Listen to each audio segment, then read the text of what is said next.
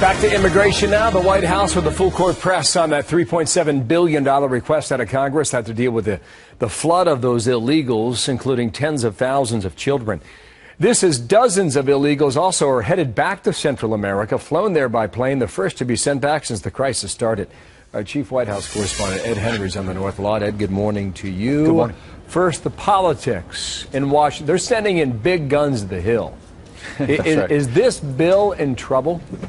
Deep trouble, and that's why they're sending these cabinet secretaries up there to try to convince lawmakers, look, let's get on board here. Republicans picking apart this budget bill because they say too high a percentage of the $3.7 billion in emergency aid goes to beds and detention centers, sort of the Band-Aid of the short-term crisis, and not enough on border security. What Republicans want to see a bigger focus in the medium and long term. One thing I would watch, though, is that you now have a separate bill, a bipartisan bill, Republican John Cornyn in the Senate, Democrat Henry Cuellar in the House, that would amend this 2008 law that deals with Central American children differently than, say, kids coming across the border from Mexico. And if they amend that law, it might be easier to deport some of these kids who don't belong here from Central America. So you have to wonder whether if the White House could get some leverage out of that and say, okay, there's that bipartisan bill. We'll amend that 2008 law, but give us the money, and maybe the Republicans will tweak that $3.7 billion. The president may not get all that money, but if there's some sort of a tweaked version of it,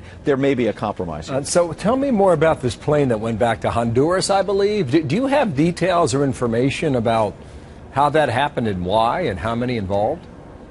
No, frankly, the details are still pretty murky. I mean, the bottom line is you saw Senator John McCain say in recent days that he wants to see more of these planes going back to Central America to get the kids who don't belong here out. The White House has been saying, well, wait a second, we've got to go through this process again, in part because of that 2008 law, and give these kids at least some sort of a fair hearing to find out whether they deserve asylum or whether they should be deported.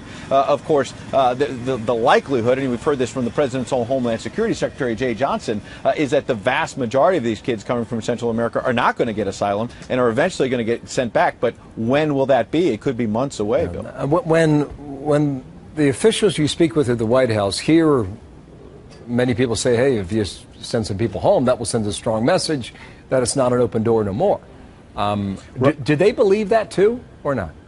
Well, look, I think they're inside the White House. They're very skeptical of Republicans continually saying this is about border security, because the president believes that in this case, this is not about the kids from Central America sneaking across the border and proving that the border is porous. Instead, these are kids showing up wanting to be apprehended, and they're saying they actually are being apprehended. We're just being overwhelmed right now, and so it's dealing with a separate problem. But the political reality is that the border is still not fully secure, clearly. And that is making it a lot harder for the president, A, to deal with this crisis in the short term, but B, it makes it even harder for him to ever get comprehensive immigration reform, which is his real goal. Yeah, you've got a president very much on defense right now, hasn't had a lot of victories. Yeah, Ed, thank you. Ed Henry on the North Lawn there. We'll watch it throughout the day today. Thank you, Ed. Here's Martha. Good to see you.